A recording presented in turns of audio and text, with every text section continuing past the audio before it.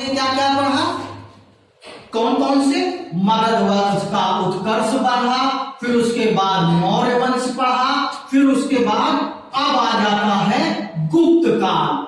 गुप्त काल के बारे में विषय में जानकारी जो कहां कहां से प्राप्त होती है, कहां कहां से मिलती है, इसके विषय में हम जान लेते हैं। ठीक, सबसे पहले कि गुप्त वंश में प्रवेश करने से पहले बताते हैं कि कुछ वंशों का जिक्र मिलता है। जैसे कि कुछ, जब मौर्य वंश का पतन हुआ, तो कई वंशों का उत्कर्ष हुआ।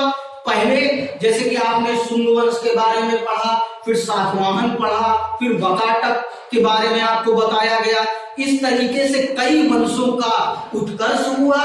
फिर उसके बाद जो भारत का स्वर्णिम गौरव गाथा गाने वाला वंश था, जिसे हम गुप्त काल कहते हैं, उसका उदय हुआ। ठीक, इसके विषय में जानकारी कहां से मिलती है? ठीक, इसके विषय में जानकारी प्रयाग प्रशस्ति जो समुद्रगुप्त के द्वारा, हरिसेन द्वारा लिखी, समुद्रगुप्त के द्वारा लिखाई गई, हरिसेन द्वारा रचित प्रयाग प्रशस्ति से मिलता है।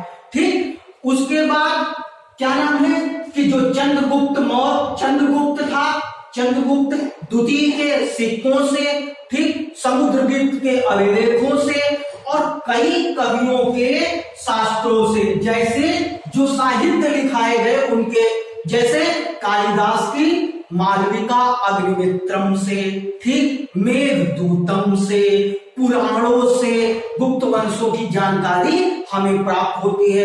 तो साहित्य गुप्त वंश के जानकारी के कितने स्रोत हो गए? 3। कौन कौन से? एक अभिलेख, सिक्के और साहित्य, 3 चीज हो गया। ठीक, सिक्के में जो समुद्रगुप्त के द्वारा चलाए गए वो सिक्के, उन्होंने 6 प्रकार के सिक्के चलाए। ठीक, उसके बारे में अभी आपको दिखा देंगे कितने प्रकार के सिक्के चलाए गए। ठीक, अब जान लेते हैं कि गुप्त वंश की उत्पत्ति के बारे में कितने लेखकों ने क्या कहा। जैसे कि अब आ जाते हैं, ठीक, जायसवाल जी